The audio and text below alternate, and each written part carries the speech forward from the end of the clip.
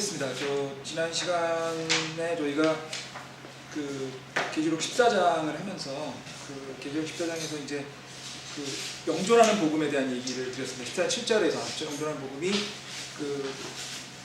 계시록 14장 7절에 나왔는데, 그래서 그 영존하는 복음과 나머지 복음들과의 차이를 지난주에 설명을 드렸었는데, 잠깐 요약을 하고 오늘 마무리해 치도록 하겠습니다. 그러니까 복음은 여러 가지가 있다고 말씀드렸고요. 왜냐하면 복음은 일반 명사이기 때문에 여러 가지가 있는데, 그 중에서 우리가 이제 배우는 그 영존하는 복음이라는, 계시록에 나온 영존하는 복음은 우리가 일반적으로 알고 있는 은혜의 복음과 다른 거라는 겁니다. 은혜의 복음은 이제 그 하나님의 복음, 또 화평의 복음이라도 불리는 거고, 그거는 주님의 은혜로 우리가 구원받았다 이렇게 하는 거죠. 우리가 다 알고 있는 거죠. 제일 많이 알고 있는 거죠. 그게 은혜의 복음인데, 은혜의 복음하고 영존하는 복음은 다르다. 영존하는 복음은 구원에 대한 게 아니고 심판에 대한 것이고, 이거는 구원자로서가 아닌 창조자로서의 주님을 경배하라고 하는 복음이기 때문에, 영존하는 복음은 은혜의 복음과 다를 뿐더러, 이건 영존하는 복음은 지금 교회 시대에 있는 것이 아니고 환란기에만 있는 것이다 이렇게 말씀드렸었고요. 그 다음에 그래서 이제 은혜의 복음과 영존하는 복음 두 개는 이제 아셨죠? 근데 그러고 난 다음에 또 복음이 두세 가지 더 있습니다. 그래서 그 나머지 복음을 말씀드리면, 일단 현재 교회 시대에는요, 은혜의 복음이 제일 많죠. 지금 우리 교회 시대에 은혜의 복음이 제일 많고, 그 다음에 또 뭐가 있냐면 영광스러운 복음이라는 게 있습니다. 영광스러운 복음은 그 고린도후서 4장 4절에 나오는 건데, 이거는 뭐냐면 교회가 주님이 오셔서 환란기 전에 휴거될 거라고 하는, 교회가 그 주님의 재림에 대한 복음입니다. 그 재림에 대해서, 그래서 그 영광스러운 복음입니다. 그래서 지금 교회 시대는 은혜의 복음이 있고요. 그 다음에 지금 말씀의 영광스러운 복음이 있는 거고요. 그 다음에 환란기 시대가 왔을 때는 이제 영존하는 복음이 있는 거고요. 이렇게 복음 차이가 있는데, 그리고 또 나오는 복음이 다른 복음이라는 게 있습니다. 다른 복음은 뭐냐면 은혜의 복음하고 반대되라고 생각하시면 됩니다. 은혜의 복음은 주님의 은혜로서 구원받는다는 거잖아요. 다른 복음은 행위로서 구원받는다는 복음이죠. 그건 잘못됐다는 거죠. 그러니까 다른 복음이라는 건 잘못됐다는 뜻으로 얘기해요. 그 복음이 아닌 거죠, 정확히 말하면. 근데 그 다른 복음은 결국 그 은혜가 아닌 행위로 구원받는다고 하는 복음이 바로 다른 복음인데, 그것도 아니다.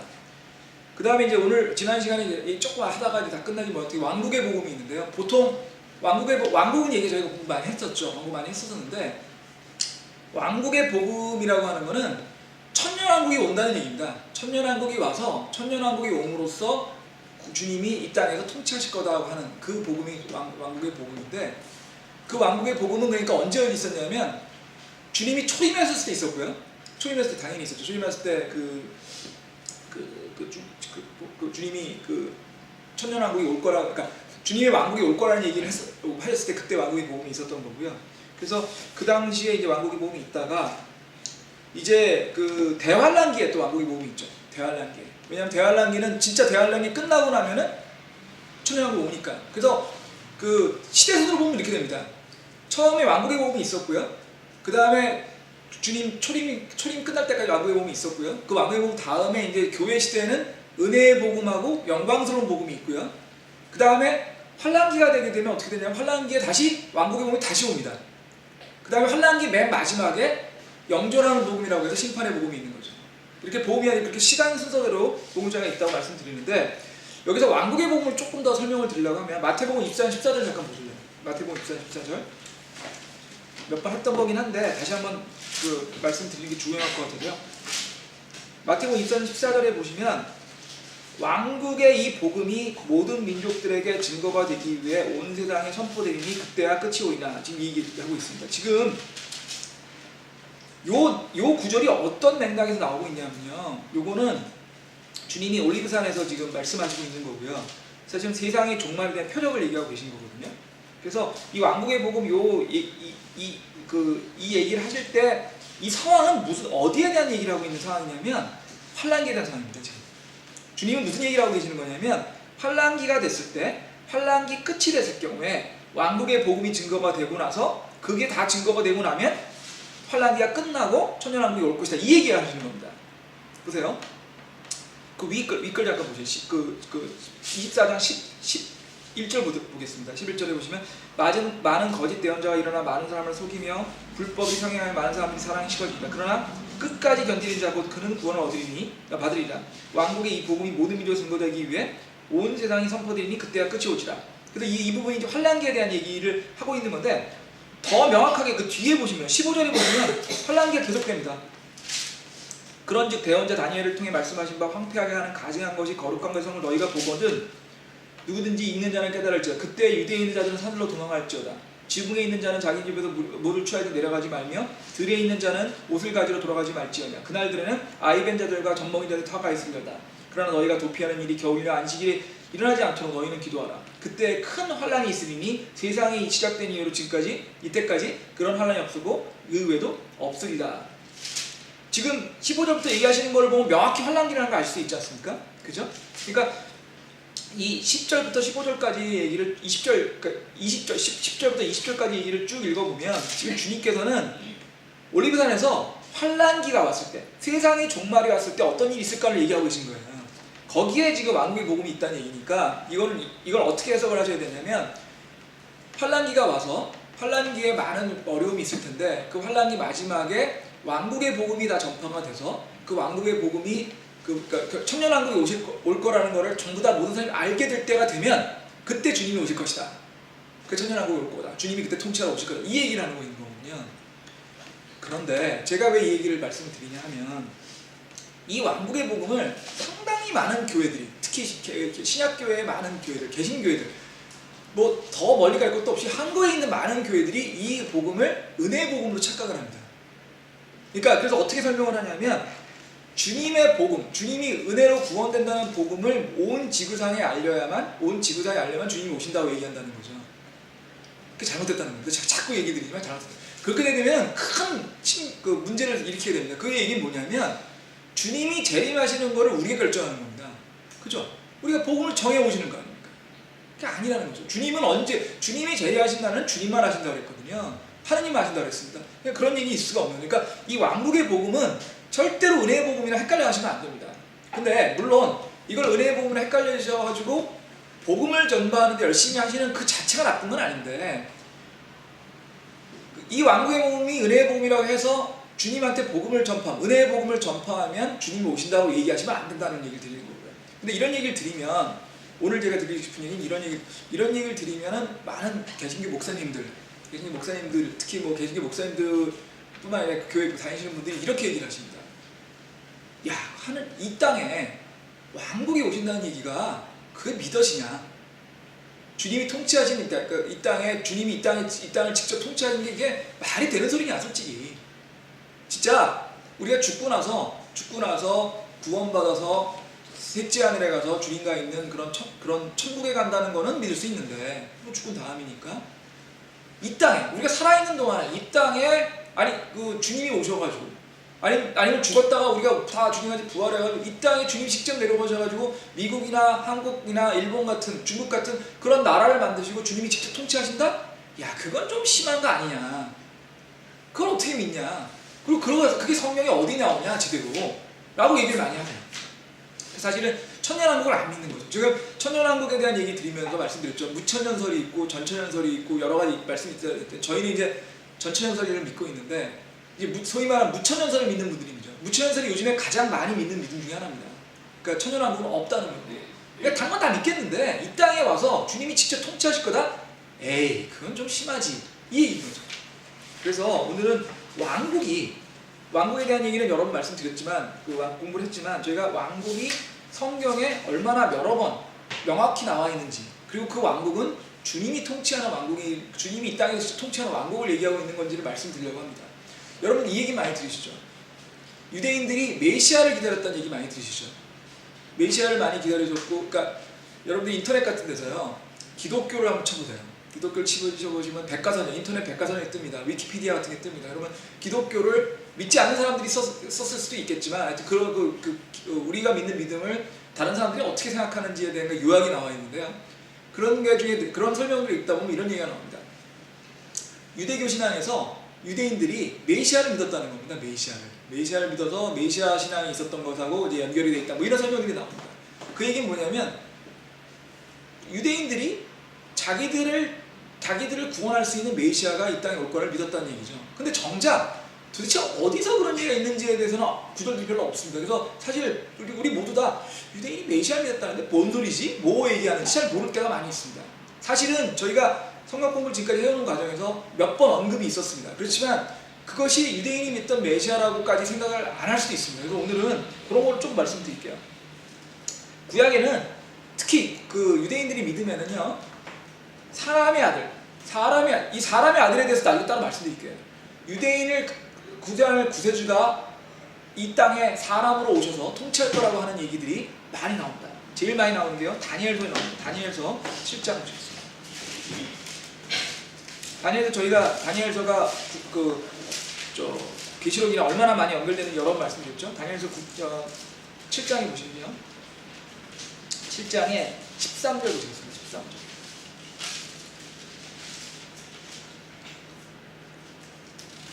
내가 밤의 환상에서 보는데 보라, 사람의 아들 같은 이가 하늘의 구름들과 함께 와서 옛적부터 계신 이에게 나아가니 그들이 그를 그분 앞 가까이 내려가냐. 그분께서 그에게 통치와 영광과 한국을 주시니 이것은 모든 백성들과 민족들과 언어들이 그를 섬기게 하려 함이라.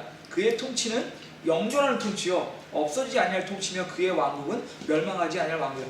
하나님으로부터 주님께서 이 왕국을 통치하시라는 권한을 받으시고 이 땅에 오셔서 이 땅에 통치하신다는 얘기입니다. 왕국을. 근데 여기서 중요한 게 사람의 아들입니다. 하나님이라고 말씀하지 않고 주님이 여기 사람의 아들을 얘기한 거는 하나님이 사람의 아들로 오신다는 거예요.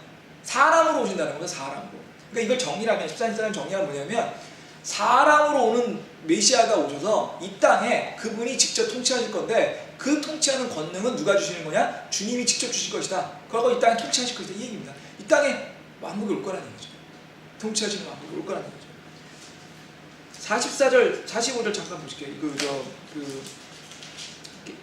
다니엘서 2장에 44절, 45절 잠깐 보실게요. 2장에 이것도 지난번에 한번 배웠었죠? 이 왕들의 시대에 하늘의 하나님께서 한 왕국을 세우시니 그것은 결코 멸망하리 아니라. 그 왕국은 다른 백성에게 남기지 아니하며 이 모든 왕국을 산산조각 내어 소멸시키고 영원히 서리라. 이렇게 돼 있죠? 그러면 백성들에게 남겨지지 않고 다른 왕국을 소멸시킨다는 얘기는 뭡니까? 왕국이 이 땅에 있다는 얘기입니다. 지금 이게 그 셋째 하늘에 있는 천국에 있는 왕국이라면 이 땅에 있는 왕국들을 멸망시킬 이유가 없지 않습니까? 그죠? 그러니까 이 구절을 봐서도 이 왕국은 물론 사람의 아들이 사람이 통치하는 왕국일 뿐더러 그 왕국은 어디에 있느냐면 이 땅에 있다는 겁니다. 이 땅에. 천국에 있는 것이 아니라. 지금 이 다니엘서에 명확히 나오죠. 스가랴서에 또 나옵니다. 스가랴 14장 9절. 학계 스가랴 말라기죠. 그 구약성서 제일 뒤쪽에 있습니다. 스가랴서 14장 9절입니다.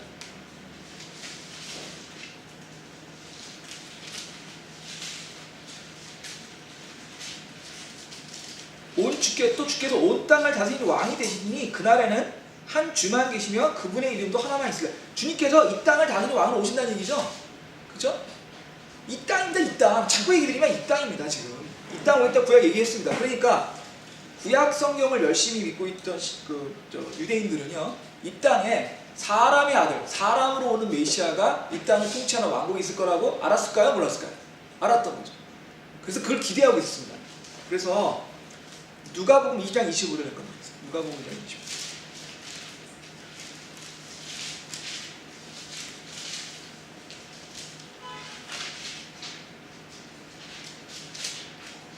누가복음 25절에 그런데 보라, 예루살렘에 시몬이라고 하는 사람이 있더니 이 사람은 의롭고 독실하며 이스라엘의 위로를 기다리는 자더라. 성령님께서 그 위에 계시더라. 지금 이스라엘의 위로를 기다린다고 했죠? 이게 뭘까요? 무슨 뜻일까요? 이 당시 이스라엘은 언제죠? 로마의 통치 아래 있었습니다. 로마의 속국이었어요. 속국. 뭐 복잡하게 얘기 아니고요. 로마의 식민지였다고 생각하시면 돼요. 로마의 식민지.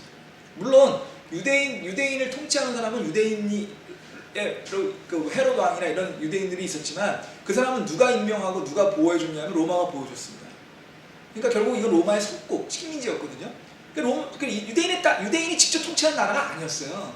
그러다 보니까 이스라엘의 위로, 그러니까 이스라엘이 하나님에서 보내시는 메시아가 와서 이스라엘이 진짜 그 메시아가 통치하는 이스라엘이 되게끔 그런 날이 오기를 기다리고 있었다는 거죠. 그 위로 갖고 있었다는 거죠. 마치 느부갓네살 왕이 유대 왕국을 멸망시키고 난 다음에 다시 페르시아의 고레스 왕이 와서 그 바빌론에서 돌아오게 되듯이 그렇게 누군가 이 메시아가 와서 자기 이스라엘을 다시 완전히 이스라엘 독립국가로 만들 수 있는 그런 통치하는 그런 왕국이 되길 기다리고 있었다는 거예요 지금. 그런데 지금 기다리고 있다는 얘기들이 여기 있고요. 또 이게 어디 나오냐면 마태복음 2장 1절 보시겠습니다. 이거는 이제 유대인들, 지금 이거는 시므온과 안나 얘기거든요. 시므온과 안나가 지금 성전 안에서 기다리고 이스라엘 위로를 기다리고 있다는 얘기가 지금 누가복음 2장 25절 얘기인데, 마태복음 2장 1절 보시면요, 마태복음 2장 1절에 나오는 건 이거는 유대인이 아닌 동쪽에서 온 지혜자들 얘기입니다. 2장 1절 보세요. 헤롯 왕의 시대에 예수님께서 유대 베들레헴에 태어나시매 보라, 동쪽으로부터 지혜자들이 예루살렘에 와서 이르되 유대인들의 왕으로 태어난 시가 어디 계시냐. 우리가 동쪽에서 그분의 별을 보고 그분께 경배하러 갑니다. 유대인의 왕이, 왕국을 통치할 왕이 이 땅에 온다는 것을 구약성서에 있었는데 유대인만 안 게 아니라는 거예요 지금. 유대인이 이 동방에서 온, 이 동쪽에서 온 지혜자들은 소위 말하는 동방박사죠. 이 동방박사들은 유대인이 아니지 않습니까? 그죠? 유대인이 아닌데도 알고 있었어요. 근데 유대인이 아니었지만 이 사람들은 유대인이 왕이 온다는 걸 알고 있었으니까 유대인은 아니지만 언제 온가를 기다리고 있었는데 별이 보는 걸 보고 이제 오셨구나. 유대인 왕이 진짜 오셨네. 그 어디 계십니까? 이거 보고 온 거예요. 그러니까 유대인이 왕이 올 거다. 어디에? 이 땅에. 사람으로서. 무슨 눈에 안 보이는 그런 존재가 사람 올 거라는 얘기는 공지의 사실이었다는 거예요 지금. 유대인도 알았고 동방박사도 알았고. 그죠? 그러니까 지금 이 왕국이 이 땅에 온다는 건 이렇게 공지의 사실이었습니다. 심지어는요, 이제 침례자 요한을 보겠습니다. 마태복음 3장 2절 보세요. 그 위에 있겠습니다. 금일월에 침례자 요한이 와서 유대의 광야에 선포하여 이르되 너희는 회개하라, 하늘의 왕국이 가까이 왔느니라. 이 사람은 곧 주께서 대언자 이사야를 통해 말씀하신 자기가 이르시되 광야에서 외치는 자들에게 이르기를 너희는 주의 길을 예비하라, 그분의 행로를 곧 곱게 하라 하였느니라. 침례자 요한이 지금 뭘 얘기하고 있습니까? 하늘의 왕국이 가까이 왔다라고 얘기했지 않습니까? 이 하늘의 왕국이 지금 많은 기독교 개신교 교회들에서 얘기하듯이 천국에 있는 천국 얘기하는 게 아니라는 거예요. 천국 얘기했다면 그거 다 우리가 죽어야 되는 얘기 아닙니까? 지금 근데 왜 유대인들한테 이 얘기를 해요? 그렇지 않지 않습니까? 지금 이거는 민족적으로 유대인들한테 회개하고 각성해라. 지금 니네를 다스릴, 유대인들을 직접 다스릴 왕이 오실 것이다. 그래서 왕이 오셔서 왕국을 니들의 유대인 왕국을 만들어서 좀 더 깊게 얘기 드리면 이제 지금 로마의 식민지였던 유대인을 독립시켜서 강력한 국가, 다윗이 만들었던 그런 강력한 유대 왕국을 만들 땅이 올 거니까 너네 지금까지 잘못했으니까 회개해. 주님 오실 거야. 이 얘기를 하고 있는 거예요 지금. 그러니까 이 하늘의 왕국의 이거가 왕국복음이라는 거죠 지금. 그리고 그 왕국복음의 키는 뭐냐? 이 땅에 진짜 하나님이 사람으로서 오셔서 통치하시다는 겁니다. 믿기 어렵겠지만 성경에 나와 있습니다. 그리고 모든 사람이 믿었어요. 그 구약시대. 지금 이 얘기를 하고 있는 겁니다. 지금 신약교회에 있는 분들이 믿기 어렵다고 얘기하시는 부분을 구약시대에 있는 사람들, 침례자 요한들 다 믿었다는 겁니다. 그 다음에요,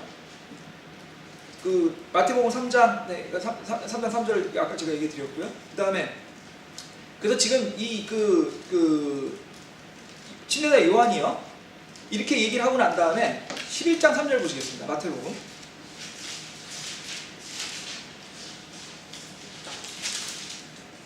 11장 2절부터 볼게요. 이제 요한이 감옥에서 그리스도께 행하신 말씀을 듣고 자기 제자들 중에 두 사람을 보내어 그분께 이르되 선생님이 오실 그분이오니까 아니면 우리가 다른 분을 기다리오니까.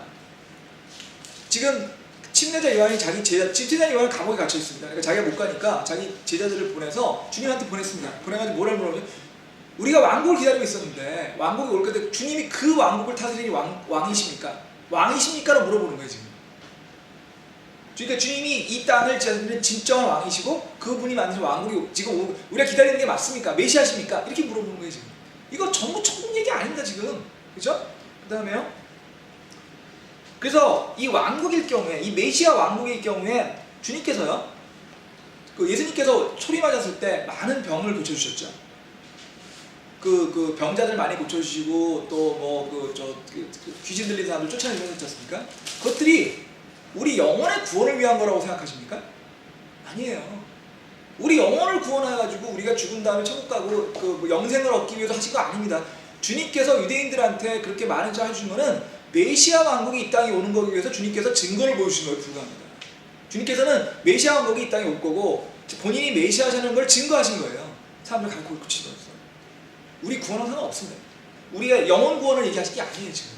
그러니까 주님이 초림에서 하셨던 사역의 상당 부분도 지금 말씀드린 것처럼 이런 말씀인 것처럼 전부 다 주님에 대한 그러니까 왕국에 대한 하나님이 예수님이 이 땅에 왕국을 만들기 위해 오셨다는 거에 대한 얘기거든요. 나다니엘이 이렇게 고백하는 게 있습니다. 요한복음 1장 49절에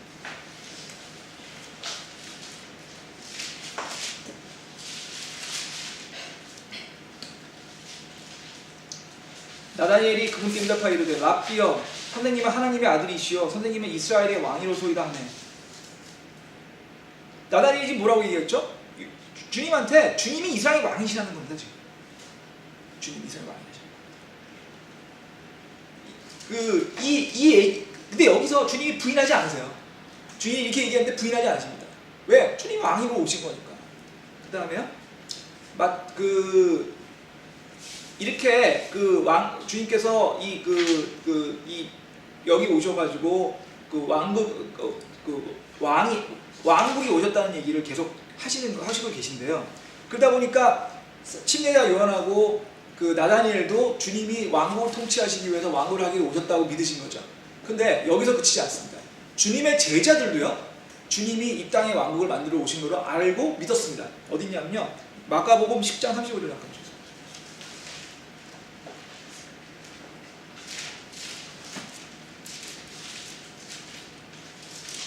마가복음 10장 35절.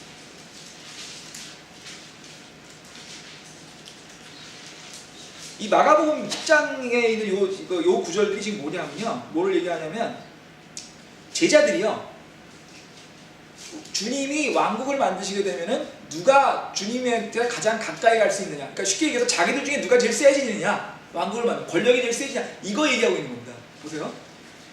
34절 잠깐 보실게요.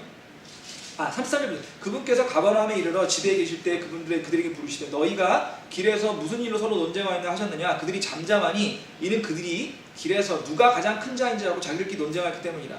그분께서 앉으사 12대를 불러 그들에게 이르시되 어떤 사람이 첫째가 되고자 하면 그는 모든 사람이 말째가 되면 모든 사람이 종이 되어야 하니라. 지금 이 제자들이요, 주님한테 와가지고 어느 주님 잠깐만 10장에도 있죠.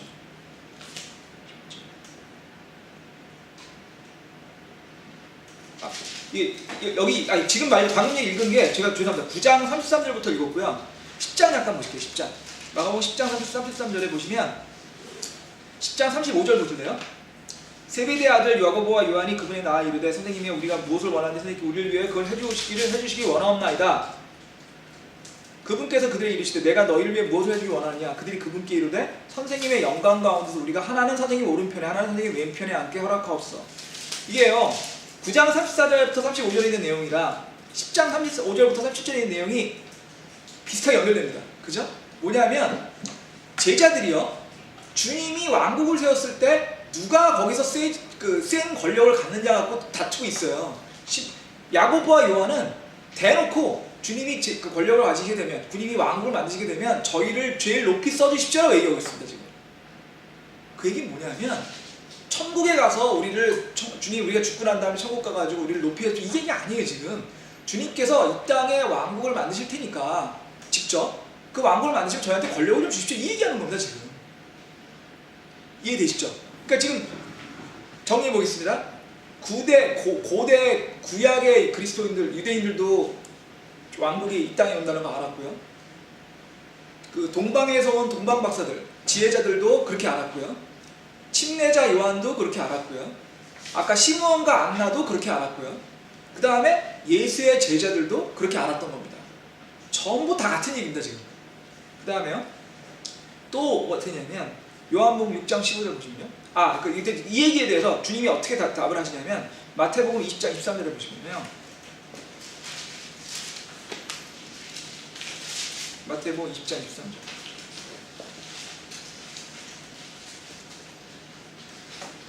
여기에 보시면요. 그 20절부터 읽을게요. 그때 세베대 아이들의 어머니가 자기 아들들과 함께 그분께 나와 그분께 경배하며 그분에게 무엇인가를 바라며, 아까 지금 제가 읽었던 그 마가복음에 있던 구절과 연결된 같은 지금 상황입니다. 지금 아까는 어머니까지는 얘기 안 나오는데 어머니가 같이 왔다고 돼 있어요. 그 다음에 21절에 보시면 그녀가 그분께 이르되 주의 왕국에서 나의 이 두 아들이 하나는 주의 오른편에 하나는 왼편에 앉게 허락하여 하십시오. 즉 같은 얘기죠. 그랬더니 주님 뭐라고 얘기하시냐면 그 23절에 그분께서 그들에게 이르시되 너희가 참으로 내 잔을 마시고 내가 침례받은 그 침례를 받으려니와 내 오른편과 왼편에 앉는 것은 내가 줄 것이 아니니라. 다만 내 아버지께서 누구를 위해 그걸 예비할지 그들이 그것을 받을 것이냐. 왕국을 부인하지 않으셨습니다. 왕국 자체는 인정하셨어요. 단지 왕국에서 누가 통치할지에 대한 거는 주님이 결정하시는 거다. 주님이 결정하시는 거다. 이렇게 얘기를 지금 하고 계신 거거든요. 왕국 부인하지 않으셨습니다. 그러니까 주님도 이 땅에 주님이 통치하시는 왕국이 있다는 것을 인정하신 거고요. 요한복음에 보시면요. 요한복음 6장 15절.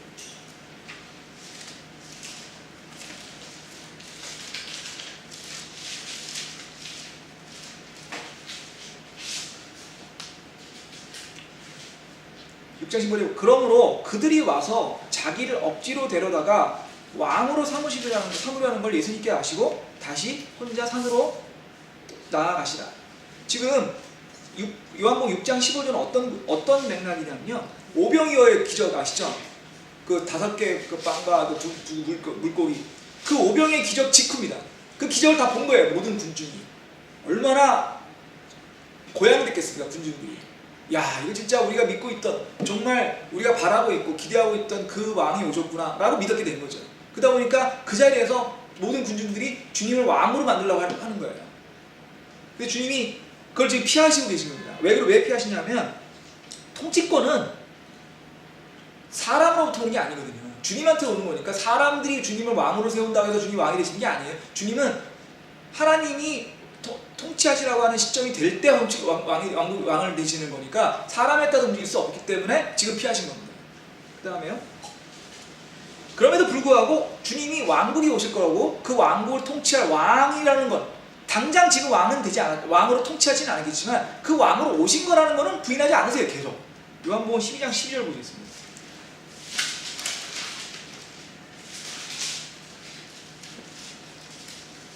요한복음 12장 12절부터 15절인데요.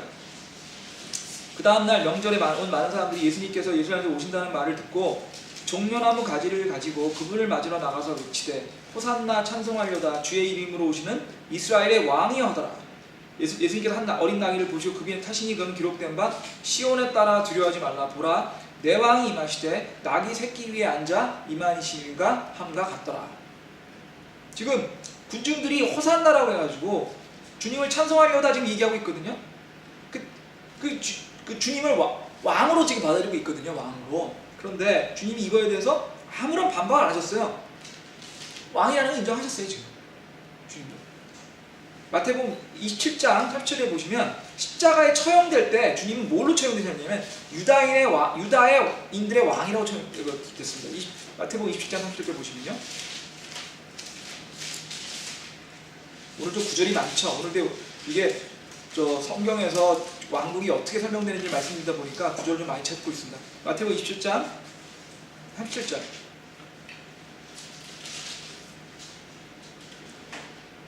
그분의 머리 위에 이 사람은 유대인들의 왕 예수라고 쓴 죄명을 붙였더라.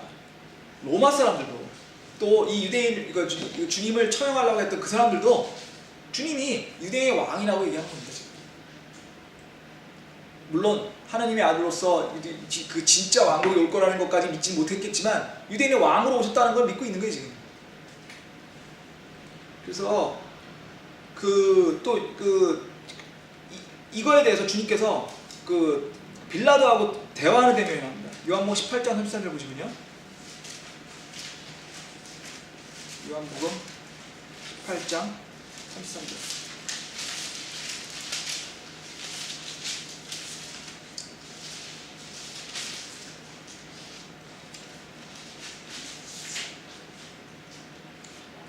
이에 빌라도가 다시 재판대로 들어가 예수님을 불러 그들에게 이르시되 내가 유대인들의 왕이냐 하매 그 다음에요 쭉 내려가시 보면 36절 보시겠어요. 예수님께 대답하시되 내 왕국은 이 세상에 속하지 아니라 만일 내 왕국이 이 세상에 속하였다면 내 종들이 싸워서 나를 유대인들에게 넘겨주지 아니하였으리라. 그러나 지금은 내 왕국이 여기에서 나지 아니하라. 여기서 중요한 얘기는 지금 내 왕국이 여기서 나지 아니하는 얘기입니다. 왕국은 주님이 왕이라는 거는 맞는데 왕이라는 건 많은데 사람들한테서 나오는 게 아니라 주님 하나님으로부터 오는 왕권이다라는 얘기를 하고 계실 거예요. 그러니까 지금 빌라도도 그렇고 주님도 그렇고 유대인의 왕이라는 거에 대한 부인을 안 해요. 다 아무도. 왜? 맞으니까. 정리를 하겠습니다. 지금 저희가 이제 이런 얘기를 쭉 드리고 나면 이게 좀 제가 이제 오늘 얘기를 쭉 드린 포인트를 정리해보면 이렇습니다. 이 땅을 인간의 몸을 입고 오셔서 사람의 아들이라는 게 뭐냐면 인간으로 온다는 얘기인데 인간으로 하나님이 인간으로 오셔서 이 땅을 통치하시는 왕국을 만드실 거라는 얘기를 제가 지금 구절을 여러 개 찾았잖아요. 일부러 여러 개 찾은 이유가 뭐냐면 굉장히 많은 사람들이 그렇게 믿었다는 거예요. 지금 왜? 구약 내내 그 얘기를 했거든요. 구약 성서 내내 그 메시아가 올 거라는 얘기 했었고 그 메시아는 인간으로 오는 겁니다. 그 인간으로 와서 이 땅에 왕국을 만드시는 거예요. 그분이 예수님이라고 오신 건데 예수님을 제자들 믿었고 빌라도도 그렇게 알았고 예수님도 부인하지 않으셨고요. 그리고 이거는 천국하고 전혀 상관없는 얘기예요. 지금 우리가 믿고 있는 천년왕국이랑 주님이 말씀하신 왕국이랑 다른 게 없습니다. 똑같은 얘기입니다. 지금 근데 왜 천년왕국을 못 믿냐는 거죠. 제가 얘기는 구약을 우리가 믿고 신약에 있는 복음서를 우리가 믿는다면 이 땅에는 왕국이 온다는 걸 믿을 수밖에 없어요. 믿어야 됩니다. 그리고 그것이 뭐냐면 결국 계시록에 나오는 천년왕국이거든요. 근데 많은 분들이 성경을 믿는다고 하시면서도 천년왕국을 믿지 않고 소위 말하는 무천년주의를 얘기하시는 거는 앞뒤가 안 맞는 얘기예요. 성경을 믿는다면 왕국을 믿을 수밖에 없어요. 그리고 몇 번 말씀드렸잖아요. 성경이 주제가 왕국이라니까요. 구원이 아니에요. 성경은 왕국이에요. 주제가. 성경은 구 신약을 통틀어서 무슨 얘기를 하고 있는 거냐면 너네를 통치할 왕이 오실 것이다. 그분을 기다려라. 그리고 두 번째로 그분이 오셨다. 이거예요. 지금 이게 전체 얘기거든요. 그런데 어떻게 천년왕국을 못 믿습니까? 천년왕국을 못 믿으면 성경을 안 믿는 거예요. 정확히 말씀드리죠. 지금 이렇게 말씀드릴 수 있고요. 근데 이런 얘기를 하게 되면 두 가지 반론을 합니다. 보통 분들이 반론을 하세요. 무슨 반론을 하면 아니 그런데 분명히 복음서에 보면 사복음서에 보면은 주님께서 은혜로 구원받는 얘기도 하시고 그 은혜로 구원받는다는 얘기를 하기 위해서 주님이 이 땅에 와서 피를 흘리시고 우리 위해 대신 죽으셨다는 얘기를 하시지 않습니까? 그래서 그게 이제 제일 대표적인 구절이 주님이 하나님이 어린 양으로 오셨다고 하시지 않습니까? 침례자 요한 얘기도 하시는데 침례자 요한도 하나님이 어린 양으로 오셨다고 얘기를 하는데 그건 어떻게 된 겁니까? 얘기를 한다고요. 그 얘기 했습니다. 그 얘기 했어요. 그 얘기 했는데 보세요.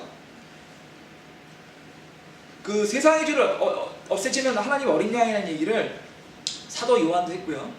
침례자 요한도 그 얘기를 했습니다. 그 얘기 뭐냐면 주님이 오셔서 지금까지 우리가 알고 있거든요. 구약에 나오는 그 주님은 구약에 나오는 메시아는 이 땅에 사람의 아들로 오셔서 이 천년왕국을 세우신다는 거였는데 플러스 신약에 나오는 그 애는 뭐냐면 주님이 우리의 죄를 없애시기 위해서 본인이 피를 흘리기 위해서 오셨다는 얘기가 있거든요. 그게 이제 세상의 죄를 제거하시는 하나님 어린 양이라는 얘기가 나오고 침례자 요한도 그 얘기를 했는데 여기서 중요한 게 있습니다. 침례자 요한은요 처음부터 그 얘기를 한 게 아닙니다.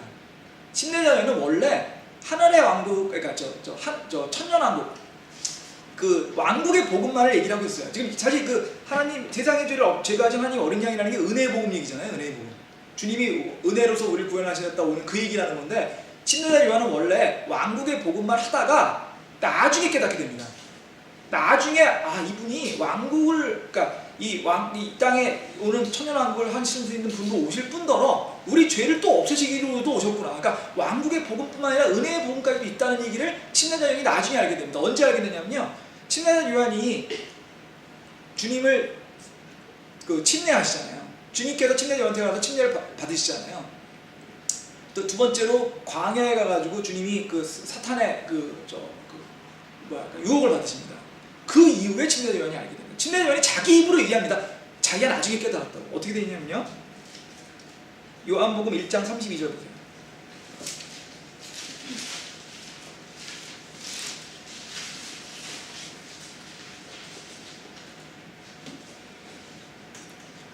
여기서 조금 위에 요한복음 1장 29절 먼저 보겠습니다. 다음날 요한이 예수님께서 자기에게 오시는 보고 이르되 세상의 죄를 제거하시는 하나님의 어린 양을 보라. 지금 사도 요한이 얘기하는 이거는 뭐냐면 주님께서 죄를 그러니까 은혜로서 우리를 구하러 오셨다는 그 얘기를 지금 하고 계신 건데요.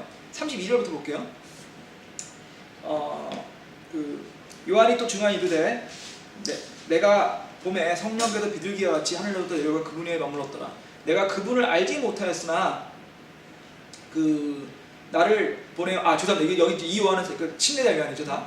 내가 그분을 알지 못하였으나 나를 보내어 물로 침례를 주라고 하신 분 바로 그분께서 내게 이르시되 성령이 내려와 누구 위에 머무는 걸 내가 보거든 바로 그가 곧 성령으로 침례를 부시하느니라. 내가 보고 이분께서 하나님의 아들이심을 증언하는 하리라. 지금 침례자 요한이 뭐라 그러냐면 주님께서 우리 은혜의 복음을 가진 하나님의 어린 양으로 오신 거를 자기가 처음에 몰랐다는 겁니다.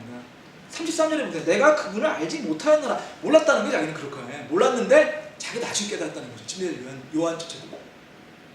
그러니까 정리를 해보면 지금 주님이 예수 그리스도께서 이 땅에 오셔가지고 은혜의 복음을 전한 건 맞습니다. 맞아요. 맞고 그거에 대해서는 우리가 부인할 필요가 없어요. 하지만 예수 그리스도께서 이 땅에 오셔서 은혜의 복음을 전하기 전까지 구약의 모든 내용들은 예수 그리스도께서 왕국을 이 땅에 만드실 거라는 거.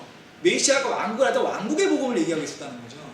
왕국의 복음을 얘기하고 있었고 그거를 계속 얘기하고 있던 과정에 추가로 은혜의 복음도 알게 됐다는 겁니다. 지금 그렇게 얘기돼요. 그러니까 지금 헷갈려 하시면 안 되고요.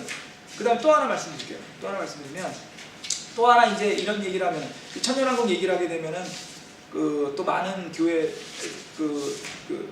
많은 이제 교회에 있는 목사님들이 이런 얘기를 하시는 분들이 있어요. 뭐냐면 그러면 특히 장로교 쪽 계신 분들이 뭐라 얘기냐면 그럼 그건 말이 안 된다. 지금 이런 얘기를 왜 그런 말이 안 되냐면 그럼 예수님께서는 이게 앞뒤가 안 맞는다. 왜요? 왕국이 일단 만약에 이 교회 시대가 왜 생겼습니까? 유대인들이 메시아로 온 주님을 받아들이지 않았기 때문에 생긴 거잖아요. 그죠? 예수님이 만약에 오셨을 때 유대인들이 예수님을 받아들였으면 그냥 왕국이 그냥 시작됐을 겁니다. 천년왕국이. 근데 안 받아들였습니다. 그러다 보니까 예수님이 그러면 그 왕국을 뒤로 미루고 연기시키시고 지금 무슨 시대가 있죠? 교회 시대가 있는 거 아닙니까? 그러다 보니까 왕국이 왔다고 하는데 결국은 예수님을 갖다가 왕으로 오신 거를 유대인들이 거부할 걸 아셨는데 거부할 거 아시면서 주님이 오신 거니까 이건 뭐가 잘못된 거 아니냐. 소위 말해서 예정론 입장에서 보면은 말이 안 되는 거 아니냐 이거는. 주님 다 아시면서 장난치는 것도 아니고 왕국이 오셨다고 하면서 유대인들이 거부할 걸 아시는데 거부할 거 이미 아셨을 텐데 그렇게 만들어 놓으시고 거부하게 만들어 놓으시고 와가지고 왕국이 왔다 받아들이라. 그거 말이 안 되는 거 아니냐 이렇게 얘기하세요. 근데 그렇지 않다는 겁니다. 왜 그렇지 않냐면요, 지난번에 제가 그 얘기 드렸죠. 생쥐를 갖다가 이렇게 미로 안에 넣고서 우리가 위에서 내려다보고 있으면 생쥐가 왼쪽으로 나가서 왼쪽에 물이 있고 오른쪽에 먹을 게 있다고 치자고요. 그 생쥐가 왼쪽으로 가서 물을 먹을지 오른쪽으로 가서 먹을지 어떻게 움직이든 간에 위에 있는 우리는 볼 수 있습니다. 하지만 물을 먹든 어디 갔든 어느 결과들이 알 수 있어요. 하지만 생쥐가 어느 쪽으로 가는지 결정하는 건 생쥐 결정하는 거지 않습니까? 유대인이 받아들이지 않을 거라는 걸 미리 알고 계시긴 했어요.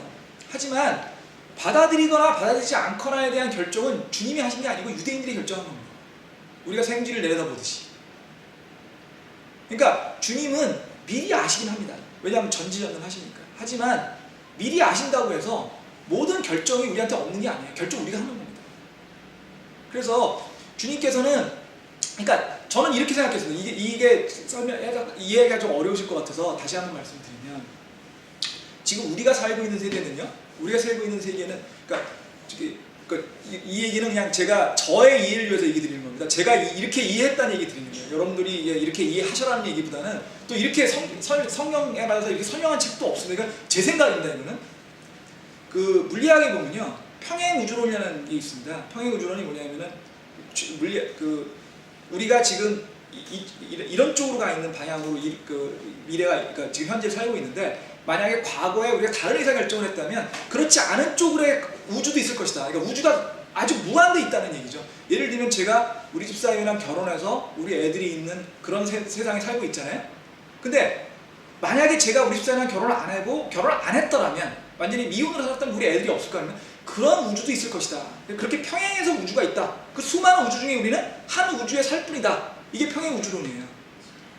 제일 쉽게 얘기해요. 인터넷 검색하시면 평행 우주라는 게 나옵니다. 그 얘기는 뭐냐면 수많은 미래가 있는데 우리는 그 중에 한 미래에 살 뿐이에요. 그냥. 그렇게 생각을 하니까 이해가 쉬운 거예요. 전 이해가 이렇게 되더라고요. 유대인들이 주님이 오셨을 때 받아들일 수도 있었고요. 안 받아들일 수도 있었습니다. 주님을 유대인들이 받아들였으면 그걸로 천년왕국이 시작되고 교회 시대가 없었을 겁니다. 우리 같은 교회가 없었을 거예요. 그런 우주도 있을 거고. 근데 우리가 지금 살고 있는 우주는 뭐냐면 주님이 왔을 때 유대인들이 주님을 받아들이지 않았어요. 그러는 바람에 교회 시대가 새 세상에 살고 있을 뿐인 거죠. 근데 주님은 어떤 경우도 그 무한대의 모든 가능성을 다 알고 계세요. 주님은. 그리고 모든 가능성을 주님이 다 통제하고 계세요. 단지 그 중에 어떤 우주를 갈지는 과거에 결정한 인간들이 결정이라는 거죠. 전 이렇게 이해했습니다. 근데 뭐 그게 그 신학적으로 맞는 얘기인지는 모르겠습니다. 하지만 그렇게 이해하니까 이해가 되게 쉽더라고요. 그러니까 결론적으로 뭐냐면 주님은 아시지만 결정하시지 않는다는 거예요. 결정은 누가 하느냐? 우리가 한다는 거예요. 자유의지, 인간의 자유의지를 결정한다는 얘기죠. 그래서 그렇게 이 왕국에 대해서 얘기를 하면 천년왕국에 얘기하면 그런 질문들이 나오면 그렇게 얘기를 하시고요. 근데 마지막으로 여기까지 얘기하고 끝내겠습니다. 여기하고 또 목사님들이 그러니까 잘못 가르치거나 아니면 좀 오도를 하시는 경우가 뭐가 있냐면, 그러니까 우리 교회 목사님 얘기하는 게 아니고요. 그 장로교나 이런 좀 교회가 왕국과 같다고 얘기하시는 분들이 있어요. 그런 얘기 들어보셨어요 혹시? 교회랑 왕국이랑 비슷한 거야 이런 얘기 하시는 분들이 있어요. 안 그렇습니다. 절대 안 그렇습니다. 성경에는요 교회는 집이라고 설명됩니다. 디모데전서 3장 15절. 오늘 시간이 없으니까 이거 그냥 9절만 불러드릴게요. 디모데전서 3장 15절에 보면 교회는 집이라고 됩니다. 집. 그 다음에요 고린도전서 3장 16절에 보시면 교회는 성전이라고 알려져 있습니다. 또 고린도전서 12장 27절에 보시면 교회는 몸이라고 되어 있습니다. 집, 성전, 몸이라고 되어 있어요. 한 번도 왕국이 나오지 않습니다. 한 번도 왕국이 나오지 않습니다. 그리고 에베소서 1장 22절에 보시면 교회의 머리는 그리스도라고 하셨습니다. 그죠? 그런데 교회의 왕이라고 하지 않으셨습니다. 다시 말씀드리면 교회는 집이나 성전이나 몸이고 그리스도가 머리십니다. 하지만 왕국은 그 전체가 왕국이고 주님이 그 왕을 통치하는 왕이세요. 다른 겁니다 완전히. 그래서 교회와 왕국은 다르다. 그리고 또 자꾸 어떤 분들이 그런 얘기 하시는 분들이 있는데, 그러다 보니까 이 교회랑 왕국을 헷갈리셔가지고 이 교회가 마치 왕국처럼 이 땅을 통치해야 되기 때문에, 그래서 교회의 목적은 이 땅을 밝게 만들고 좋게 만드는 것이다. 마치 왕국 와서 왕이 하듯이. 그러니까 사회 봉사나 교회가 교회의 목적 이렇게 얘기하시는 분들이 있어요. 아닙니다. 교회의 목적은 복음을 전하는 데 있습니다. 그거만 읽어볼게요. 마가복음 16장 15절.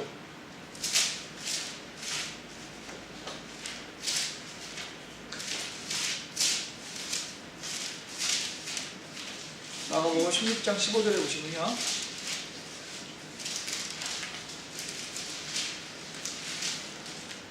그분께서 그들에게 이르시되 너희는 온 세상에 나가서 모든 피조물에게 복음을 전파하라.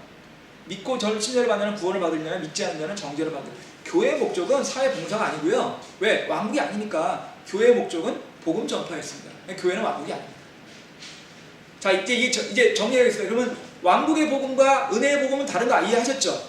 그 다음에 그 왕국이라고 하는 거는 반드시 사람이 통치하는, 사람의 아들로 오시는 주님이 통치하는 이 땅에 있는 겁니다. 믿기 어려우시면 할 수 없어요. 성경에 이렇게 나와 있습니다. 믿기 어려운 분이 여기는 없을 거라고 믿는데요. 혹시 인터넷 이걸 보시는 분들이나 아니면 다른 교회 분들 중에 안 믿는 분이 있을 거거든요. 할 수 없습니다. 그거는 성경에 나와 있으니까 믿냐 안 믿냐 우리 판단이에요. 성경에는 수십 차례에 걸쳐서 왕국이 이 땅에 있다고 되어 있습니다. 그러면 다음 시간 이제 한 두세 시간 걸려가지고 지금 저희가 14장에 설명을 했는데 다음 시간에 다시 저 14장 돌아가서 14장 마무리하도록 하겠습니다. 기도하시고 마무리하겠습니다.